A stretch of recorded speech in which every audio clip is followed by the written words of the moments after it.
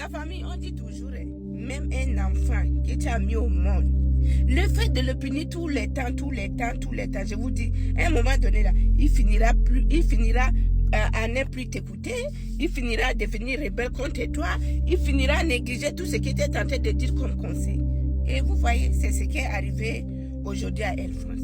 Air France même a créé son problème et lui-même, il se retrouve dans son problème.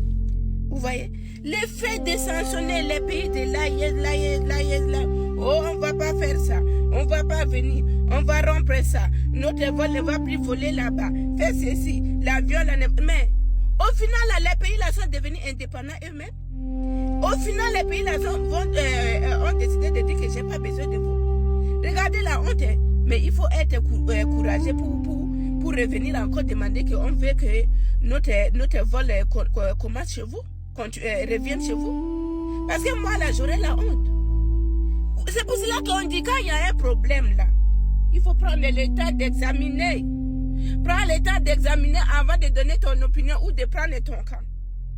C'est Air France qui a décidé de rompre. Aujourd'hui, c'est même Air France là qui vient encore demander ses dirigeants. Vous pensez que ces dirigeants-là sont bêtes?